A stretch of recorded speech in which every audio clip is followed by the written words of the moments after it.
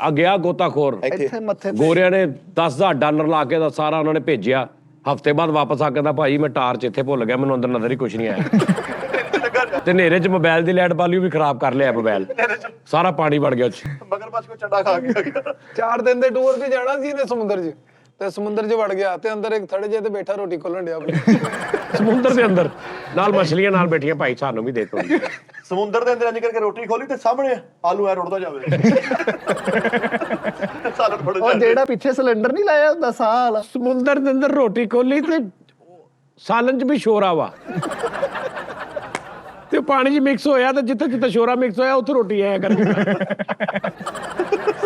ਮੱਛੀਆਂ ਦੀ ਅੱਖਾਂ 'ਚ ਤਰੀ ਵੜਨ ਦੀ। ਆਹੋ ਜੀ ਆਲੂ ਤੇ ਨਾਲ ਬੋਟੀ ਭਲਾ ਕਿੱਦਾਂ ਖਾਣ ਡਿਆ, ਆਲੂ 'ਚ ਮੇੜਾ ਨਾਲ ਬੋਟੀ ਸਾਰਾ।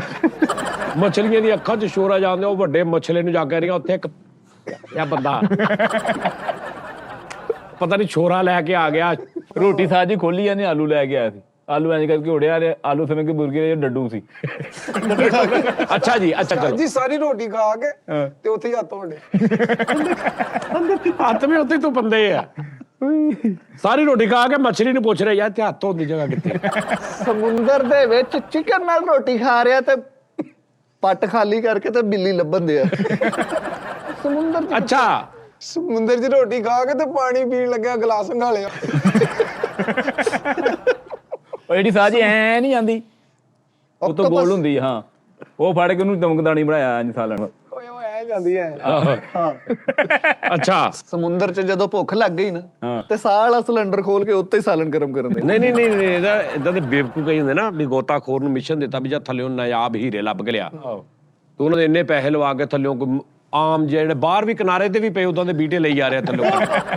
ਉਹਨੇ ਕਿਹਾ ਸਾਲਿਆ ਤੇ ਇੱਥੇ ਵੀ ਬਹੁਤ ਪਏ ਆ। ਉਹਨਾਂ ਨੇ ਮਿਸ਼ਨ ਦਿੱਤਾ ਵੀ ਜਾ ਥੱਲੋਂ ਨਿਆਬ ਜਾਂ ਹੀਰਾ ਲੱਭ ਕੇ ਲਿਆ।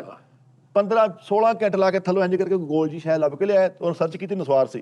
ਕਹਿੰਦੇ ਮਰੇ ਕਿਸੇ ਨਸਵਾਰ ਸੁੱਟੀ ਦੇ ਵਿੱਚ ਖਜ਼ਾਨੇ ਲੱਭਣਾ, ਤੇਲ ਲੱਭਣਾ, ਔਰ ਜਿਹੜੀ ਨੇਵੀ ਦੀ ਵੱਡੀ ਸ਼ਿਪ ਹੁੰਦੀ ਆ ਆਪ ਦੋ, ਹਾਂ ਬਾਜ਼ ਔਕਾਤ ਉਹਨਾਂ ਨੂੰ ਸ਼ਾਰਟਫਾਲ ਹੋ ਜਾਂਦਾ ਖਾਣ ਦਾ, ਉਹ ਦੇ ਕੇ ਆਣਾ, ਫੂਡ ਪਹੁੰਚਾਣਾ। ਜਿਹੜੇ ਲੋਕ ਸਮੁੰਦਰ 'ਚ ਗਵਾਚ ਜਾਂਦੇ ਉਹਨਾਂ ਨੂੰ ਲੱਭ ਕੇ ਲਿਆਣਾ, ਇਹ ਮਿਸ਼ਨ ਹੁੰਦੇ ਨੇ ਗੋਤਾਖੋਰ। ਇਹਨੂੰ ਉਹਨਾਂ ਨੇ ਕਿਹਾ ਜਾਂ ਸਮੁੰਦਰ ਦੇ ਅੰਦਰੋਂ ਹੀਰਾ ਲੱਭ ਕੇ ਲਿਆ। ਕਹਿੰਦਾ ਤੇ ਘਰ ਵਾਲ ਦੌੜ ਲਾਤੀ, ਕਹਿੰਦਾ ਮੈਂ ਸਮੁੰਦਰ 'ਚ ਕਾਹਤੋਂ ਜਾਣਾ, ਮੈਂ ਤੁਹਾਨੂੰ ਖੁਸ਼ਕੀ ਤੋਂ ਹੀ ਐਸਾ ਲੱਭ ਦੇਣਾ, ਤੁਸੀਂ ਸੁਭਾਨ ਅੱਲਾਹ ਯਾਦ ਕਰਨਾ। ਉਹਨੇ ਸ਼ਾਦੀ ਤੇ ਡਾਇਮੰਡ ਗਿਫਟ ਹੋਇਆ ਸੀ ਉਹਨੂੰ, ਉਹ ਕਹਿ ਰਿਹਾ ਸੀ।